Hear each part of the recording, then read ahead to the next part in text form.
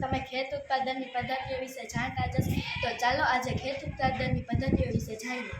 ભૂમિ તૈયાર કરવી. પાક ઉછેરતા કે રોપતા પહેલા ભૂમિને તૈયાર કરવી તે પ્રથમ ચરણ છે. માટીને ઉપર નીચે અને પોચી કરવી તે ખેતીનું મહત્વપૂર્ણ કાર્ય છે. આ પ્રક્રિયાને ખેડાણ કહે છે. પોચી માટીમાં રહેતા અળસિયા સૂક્ષ્મજીવોની વૃદ્ધિમાં સહાય કરે છે. વાવણીમાં ઉત્પાદનમાં મહત્વનો ભાગ ભજવે છે. વાવણી પહેલા સારા ગુણવત્તાવાળા બીજની પસંદગી કરવામાં આવે છે. કહેવામાં આવે છે કે વાવણી સારી તો ઉપજ પણ સારી. અને કૃત્રિમ ખાતર વનસ્પતિને પોષક દ્રવ્ય સ્વરૂપે જે માટીમાં ઉમેરવામાં આવે છે તેને કૃત્રિમ ખાતર અને કુદરતી ખાતર કહે છે. કુદરતી ખાતર કારખાનામાં તૈયાર કરવામાં આવે છે.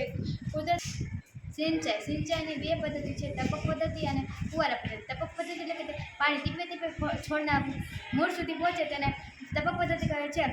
ફુવારા પદ્ધતિ સમતલ ભૂમિમાં ઉપયોગી છે. નીંદણને જમીન નજીક હાથ વડે કે મૂળ સહિત ઉપાડવામાં આવે છે. તે કાર્યને ખુરપીની મદદથી કરવામાં આવે છે.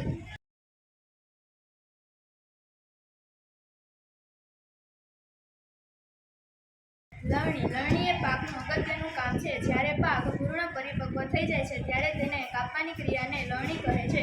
લણણી દરમિયાન કાં તો છોડને જમીનમાંથી ખેંચી લેવાય છે, કાં તો તેને જમીનના થોડા નજીક અંતરેથી કાપવામાં આવે છે.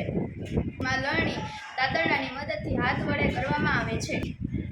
કોઠાર સંગ્રહ. ઉત્પાદનનો સંગ્રહ એ મહત્વપૂર્ણ કાર્ય છે. જો લણેલા પાકને લાંબા સમય સુધી રાખવામાં આવે તો તે બગડી શકે છે અથવા સૂક્ષ્મજીવો દ્વારા નષ્ટ થઈ શકે છે. તો અંતે ટપક સિંચાઈ, ફુવારા પદ્ધતિ અને કુદરતી અને કૃત્રિમ ખાતર દ્વારા આપણો પાક તૈયાર થઈ જાય છે.